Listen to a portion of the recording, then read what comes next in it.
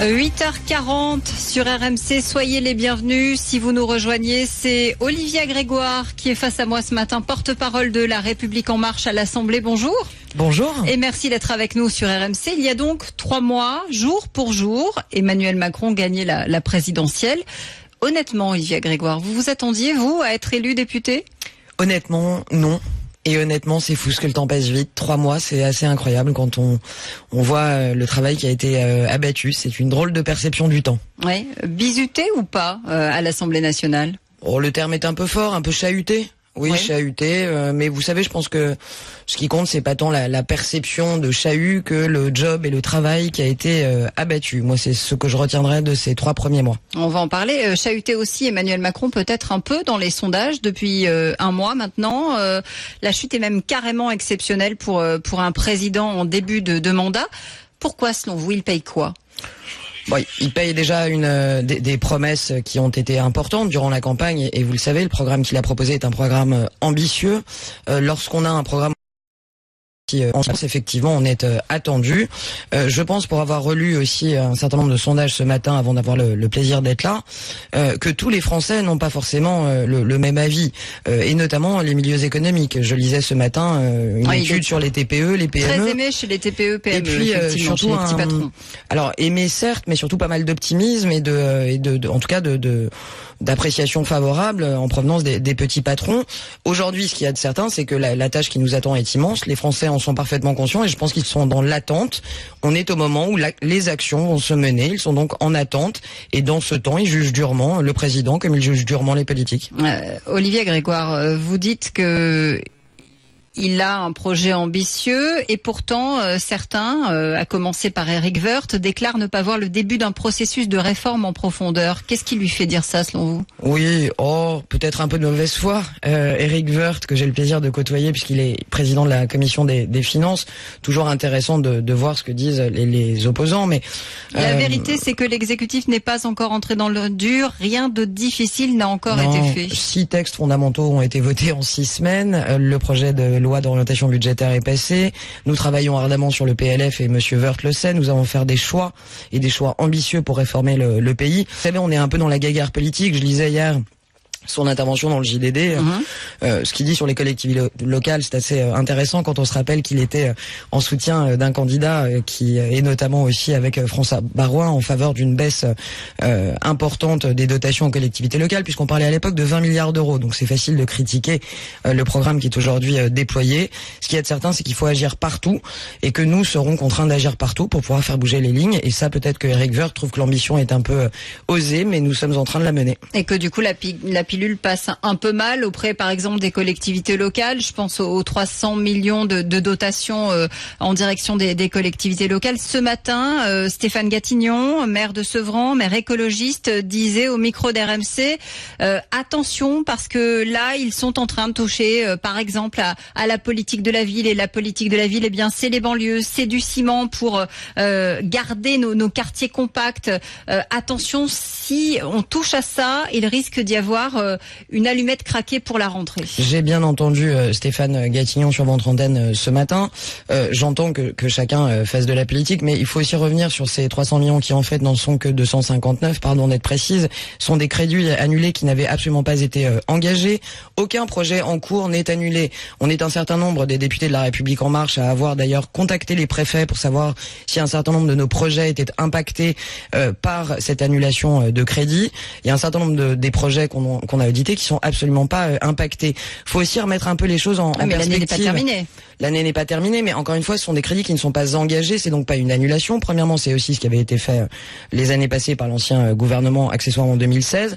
Et je voulais aussi rappeler une chose, c'est que effectivement, il va falloir faire des efforts partout et notamment au niveau des collectivités locales. Le président et le gouvernement l'ont dit, chaque projet va être audité pour voir s'il y a un problème et les projets qui doivent être menés seront menés.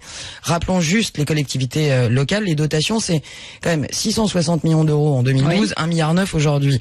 On peut pas dire qu'on fasse pas d'efforts quand même globalement en matière de dotation aux collectivités locales en France. Alors, puisqu'on parle argent, Stéphane Troussel, le président socialiste de Seine-Saint-Denis, tiens, justement, dit La politique de Macron n'est ni de gauche ni de gauche. Ce n'est pas des économies que ce gouvernement fait. Ce gouvernement fait des choix économiques et financiers libéraux. Il tape les plus fragiles.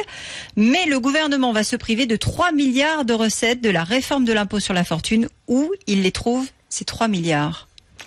Oui, alors bon, vous savez, chacun nous fait des leçons là, notamment les socialistes, et on l'a vu avec le rapport de la Cour des comptes. Moi, j'adore les leçons. La vérité, c'est que le budget était entaché d'insincérité, qu'on a 5 milliards de trous.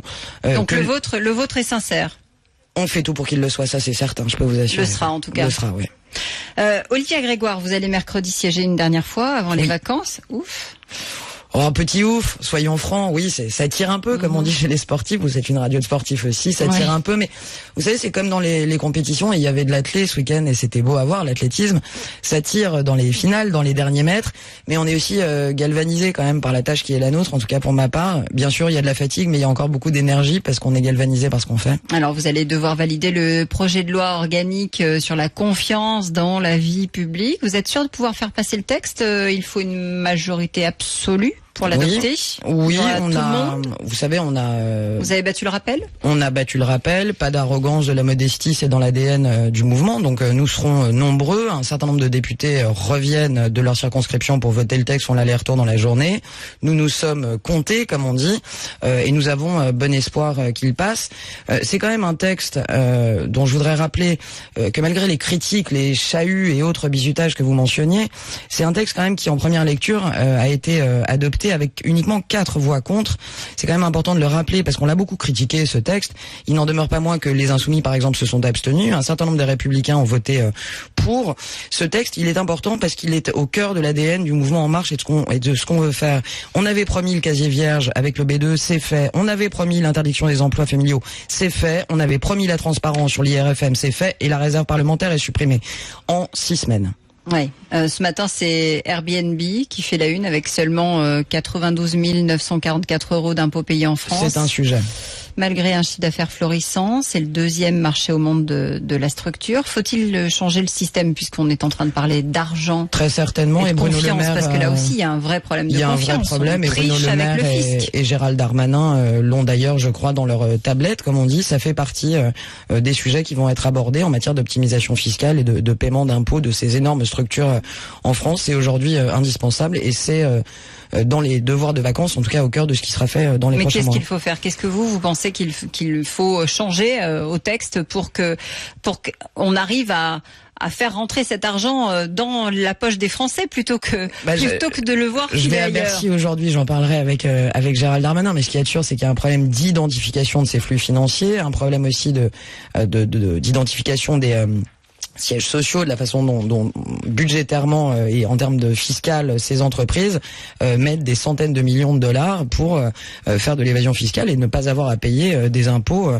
dans notre pays. Et ça fait partie des sujets parmi tous ceux que nous avons à traiter pour faire revenir des recettes. Il faut passer par l'harmonisation, la France et l'Allemagne y travaillent? Très certainement, et là, effectivement, l'Europe y travaille. Est-ce que vous pensez qu'on risque aussi de voir des représailles se dessiner si jamais on taxe les GAFA, comme on les appelle? C'est pas impossible. Google, Facebook et autres. C'est pas impossible. Après, c'est comme dans toute négociation, il en va des avantages de chacun. Que feraient les GAFA s'ils n'avaient plus accès au territoire français? On peut aussi se poser la question. Donc je pense que des solutions sont possibles, doivent être trouvées, vont être trouvées. On ne peut pas effectivement lire que 90 000 € d'impôts sont payés par des structures comme Airbnb. C'est assez hallucinant quand on voit les chiffres d'affaires qui sont faits dans notre pays. Je voudrais qu'on revienne à la confiance et à la moralisation. Vous avez vu qu'il y a un débat qui est en train de monter. C'est le débat autour du statut de première dame. 186 000 signataires pour une pétition qui est contre la mise en place de ce statut. Alors bon, ça n'est pas fait, en tout cas pas pour l'instant. Ça va être fait? L'Élysée y tient absolument, Olivia Grégoire? D'abord, c'est une promesse du président Macron, il l'avait dit dans son programme, donc voici encore un autre sujet sur lequel on agit après avoir proposé. Il avait dit, on est trop hypocrite sur la question. Deuxième sujet, donc moi je pense que... Mais est-ce qu'il ne faudrait pas en passer par un référendum? Est-ce que ça convient aux Français? Je pense pas, franchement. Un référendum sur ces sujets-là, je ne pense pas. En revanche, ce qui est sûr, c'est qu'on est quand même souvent dans l'injonction paradoxale. Je relisais avant de vous rejoindre ce qu'on lisait sur Bernadette Chirac, sur Madame Trierweiler, sur Carla Bruni-Sarkozy, sur... On se plaignait de centaines de milliers d'euros qui étaient dépensés de façon un peu discrétionnaire, sans savoir exactement combien il y avait de membres au cabinet, sans savoir quel était le budget qu'on appelait le SP2, je crois, le budget de la première dame. Ce que propose aujourd'hui Emmanuel Macron, sur le budget de l'Élysée. Hein. Oui. Et ce que propose aujourd'hui le gouvernement avec cette idée de statut de la première dame, c'est d'éclaircir un peu les choses, c'est-à-dire de mettre de la transparence là où il n'y en avait pas dans la droite ligne accessoirement de la loi confiance que nous allons voter définitivement mercredi. C'est donc un mouvement global de transparence, moi je trouve intelligent et pertinent, qu'il atteigne jusqu'au statut de la première dame. On parle de 200 000 euros à peu près de budget annuel. J'ai lu des chiffres ce matin qui étaient à 350 000 euros sur les anciennes premières dames. Donc 450. Voilà, j'ai lu du 417. Bon. Mais alors justement, c'est ce que disent ceux qui n'en veulent pas de ce statut. Ils disent attendez, on est en train de voter une loi sur la confiance en disant stop aux emplois familiaux, stop aux emplois d'époux, de filles, de députés. Et puis là, on va donner de l'argent public à la première dame. Oui, on a élu le mari, pas la femme. Mais il s'agit de la première dame. Ce qui est la réalité, c'est que la première dame a des frais de fonctionnement et qu'au moment même où je vous parle, n'ayant pas de statut, elle a néanmoins des frais de fonctionnement. Ce que propose le gouvernement, c'est juste de faire rentrer ces frais de fonctionnement et cette organisation au sein d'un statut clair et transparent. Moi, je suis favorable à la transparence et je crois pas sincèrement qu'en toute bonne foi, on peut étirer le sujet des emplois familiaux à la première dame. Je vois la pirouette qui est tentée, mais je pense qu'elle est complètement à côté. Pour le coup, c'est une réalité depuis Yvonne de Gaulle. Les premières dames sont vues, connues. Certaines ont incarné leur rôle, notamment au plan international. Aujourd'hui, il me semble intéressant que ce soit transparent et que ça puisse être audité et vu par les Français. Oui. Olivier Grégoire, vous êtes donc porte-parole de la République en marche à l'Assemblée nationale. Pourquoi est-ce que vous n'avez pas, quand je dis vous, c'est au sens large, décidé de voter l'amendement sur les activités de conseil aux élus? Vous parliez transparence, vous parliez justement confiance. On y est là. On a voté. C'est aussi un peu une caricature. On l'a voté cet amendement. On a juste souhaité être attentif à quelque chose qui relève aussi de la discrimination possible. C'est-à-dire que on a juste souhaité préciser que les activités de conseil qui ont été créées dans l'année précédant l'accès à la mandature ne peuvent pas être préservées. À quoi fait-on allusion? Vous savez, on est pragmatique. Vous aviez peur de vous tirer une balle dans le pied, c'est-à-dire de voir des élus assis sur vos bancs directement concernés et ne pas pouvoir siéger? C'était ça le risque? Oui, puis on a quand même une jurisprudence passée ces derniers mois que je rappellerai pas. Certains hommes politiques qui ont créé des activités de conseil quelques mois avant ou après avoir quitté leur fonction publique ou politique. Voilà, c'est pas non plus le fleuron de la transparence. Donc on a voulu faire bouger les lignes sur le conseil et le lobbying, sans pour autant jeter en dehors de l'Assemblée tous les députés qui, à un instant T dans leur vie, ont peut-être eu une activité de conseil. Elles font mal ces affaires encore. Vous évoquez évidemment l'affaire Fillon. Il y a aussi, l'affaire Ferrand, le président du groupe qui est aujourd'hui. Pour ce qui est en tout cas des affaires comme celle de l'affaire Fillon durant la campagne et pour les activités de conseil, oui, elles ont fait mal. Et elles ont fait mal parce que on a déjà une conscience qui est profondément délitée en France entre les citoyens et les gouvernants. Je pense que ce genre d'affaires fait extrêmement mal parce que les Français ont le sentiment qu'on les prend pour des idiots. Voilà, moi j'avais une activité de conseil, j'aurais pu la garder, je la ferme. Le gouvernement ne me le demande pas, ça ne m'a pas été demandé dans ce texte.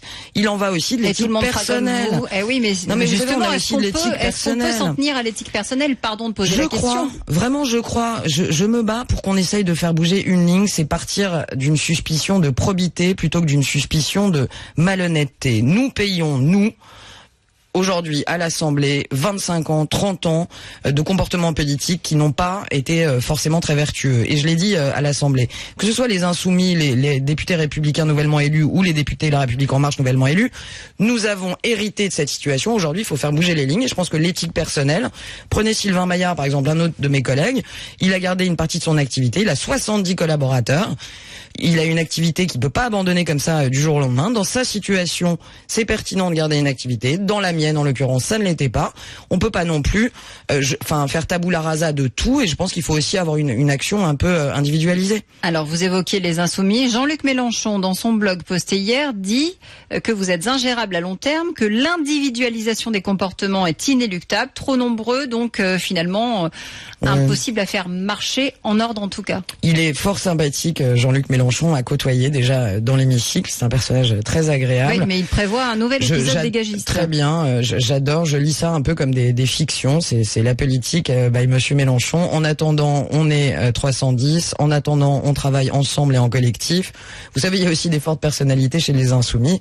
On verra bien si leur cohésion atteindra l'intégralité de la mandature. La hollandisation de Macron est commencée. Voilà ce qu'il dit, le chef. Oui, c'est joli. Ça fait un bon mot. La preuve, vous en parlez.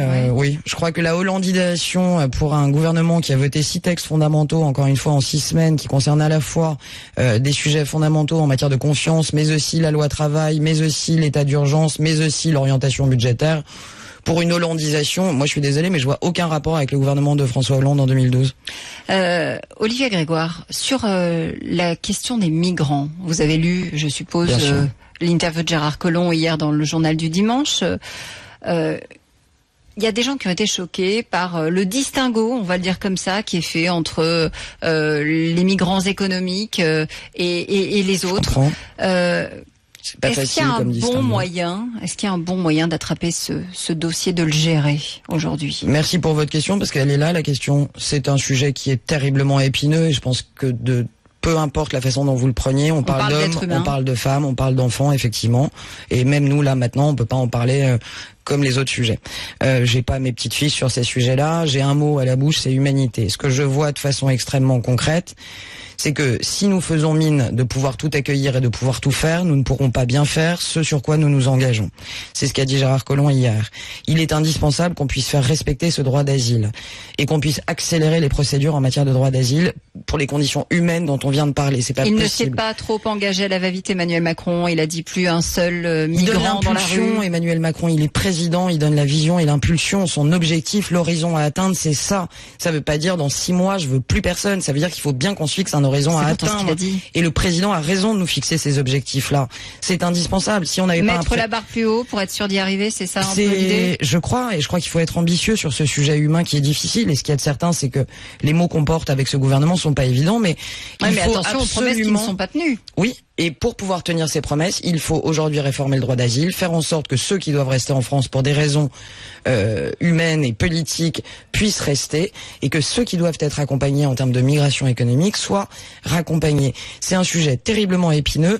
Quoi qu'on fasse, il n'y a pas vraiment de solution. On se retrouve globalement en Europe devant une situation inédite. Les solutions, il nous faut les trouver ensemble et les imaginer ensemble.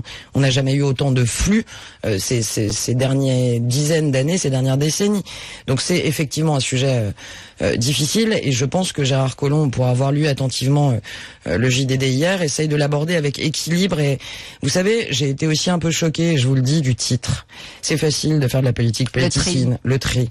Est-ce que vous avez lu ce mot, entendu ce mot dans la bouche du ministre de l'Intérieur? Il ne figure pas à l'intérieur, effectivement. Et voilà. Donc ça, ce sont des choix éditoriaux. J'adore la presse. Je la lis ardemment. C'est un choix éditorial sur un sujet épineux. On parle d'humain.